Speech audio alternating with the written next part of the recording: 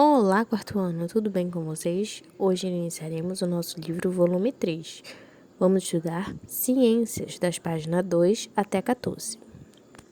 O nosso capítulo se chama Orientação no Tempo e no Espaço, tá bem? Aqui temos para observar um quadro de Van Gogh, tá? Que é uma pintura da noite estrelada. Vamos lá para o nosso primeiro assunto, os astros e a contagem do tempo. Vamos lá iniciar a leitura. Observe. Ao observar os astros no céu, os seres humanos perceberam que eles se movimentam de maneira cíclica, ou seja, os astros apresentam movimentos que se repetem ao longo do tempo.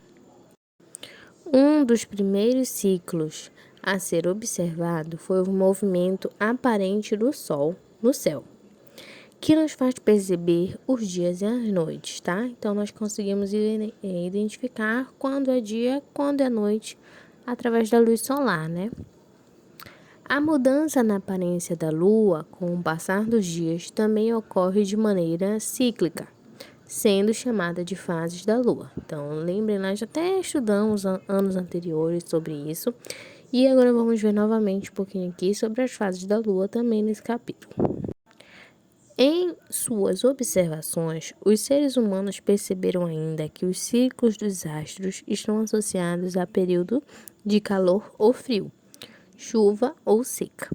Esse conhecimento pode ser utilizado para planejar o plantio e a colheita de alimentos, sendo sido muito importante para o desenvolvimento da agricultura. Então, todos esses pontos são observados no decorrer de todos os anos, né?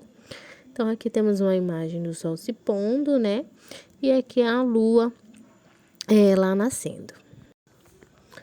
A percepção desses ciclos possibilitou o ser humano estabelecer as primeiras formas de medir o tempo. Então, a partir dessas observações, né, do céu, dos astros, dos movimentos das fases da Lua, tá?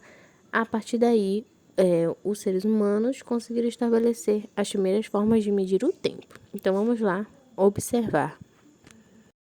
Primeiras formas de medir o tempo, olha lá, dias e horas, tá? Então, vamos fazer a leitura lá. Ao observarmos o movimento aparente do Sol no céu, podemos perceber a passagem dos dias. Esse movimento é chamado de aparente porque, na realidade, é a Terra que se move. Então, quem faz esse movimento é a Terra, tá? Então, um dia é o tempo que a Terra leva para dar uma volta completa em torno do seu próprio eixo. Então, a Terra está em movimento, tá? Ela que vai rodando. Durante esse movimento da Terra, parte do planeta é iluminada pelo Sol, enquanto a outra parte não recebe luz. Na parte iluminada é dia e na parte não iluminada é noite. Então, quando a Terra está fazendo esse movimento, girando em torno do seu próprio eixo, né? Um lado da Terra vai estar recebendo a luz solar, enquanto o outro lado estará sendo noite, né? Não está sendo iluminado. Assim, enquanto a Terra gira, podemos observar o Sol aparecer, atingir o seu ponto mais alto no céu e depois desaparecer. Quando o Sol se põe, temos o período da noite, que dura até o Sol aparecer novamente e recomeçar o ciclo, tá? Então, todos os dias nós passamos por todo esse ciclo. Além de percebermos a sucessão dos dias e das noites, ao acompanharmos o movimento aparente do Sol no céu, podemos também estabelecer o horário aproximado do dia. Um dos primeiros instrumentos desenvolvidos para medir o tempo foi o relógio de sol. Esse relógio funciona de acordo com a projeção da sombra do gnomo no mostrador, que é dividido em várias partes. Cada parte corresponde a uma hora. À medida que a posição do Sol muda, a sombra desloca-se pela superfície do mostrador, passando sucessivamente pelas linhas em que indicam as horas. Então, aqui ele foi um dos primeiros instrumentos desenvolvidos para medição de hora.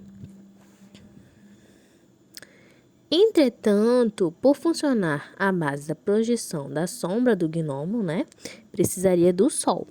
O relógio, ele utiliza o Sol.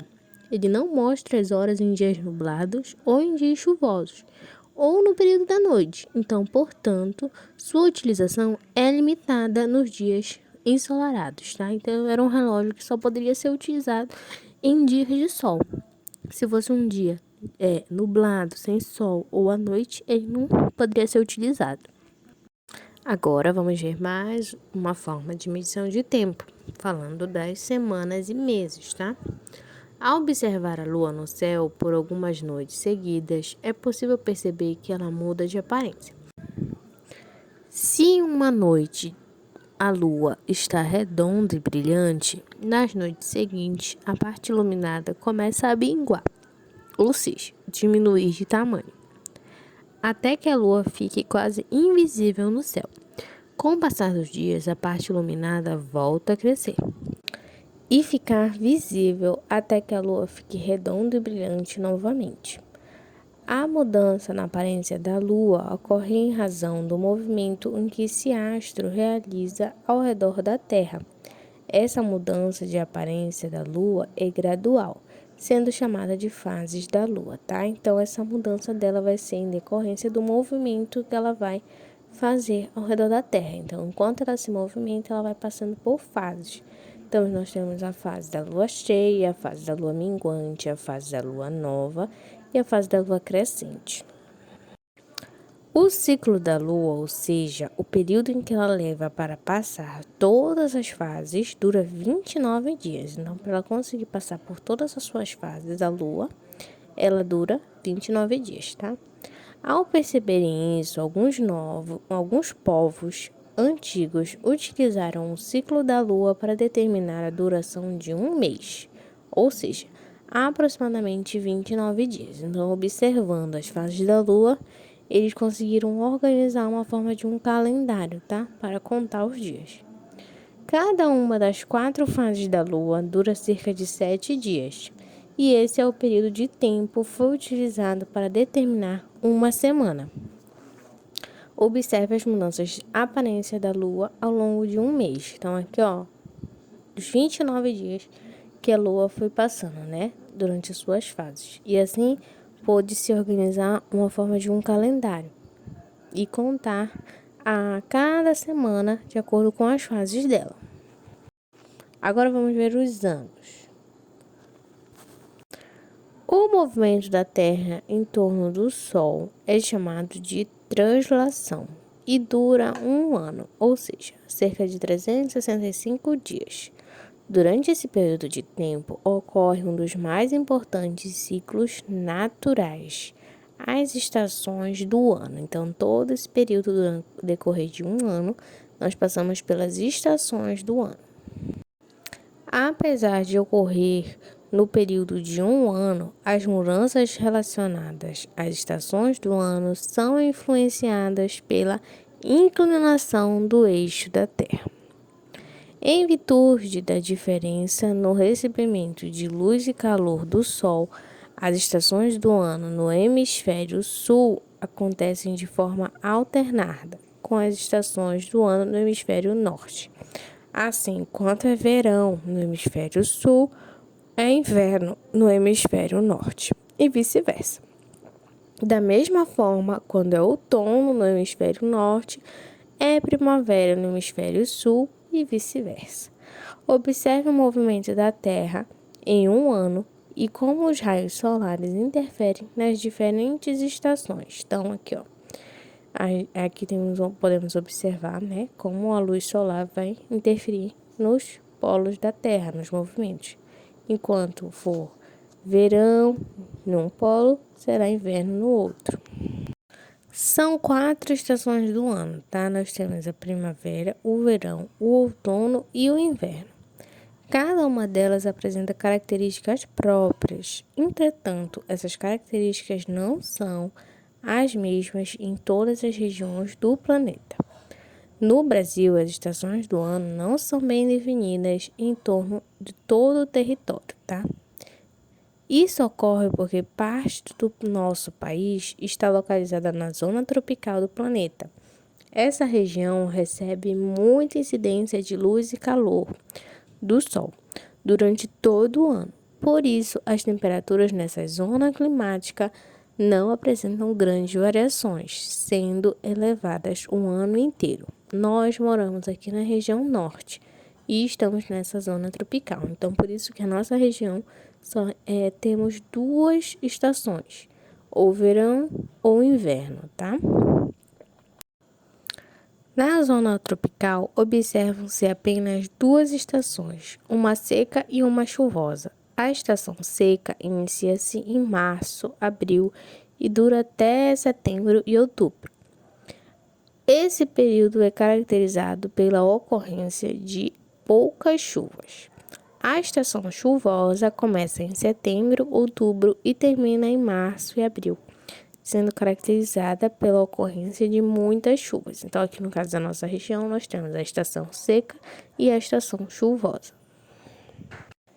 Em uma pequena parte do Brasil, mais ao sul, as estações do ano são bem definidas, pois essa região está localizada na zona temperada.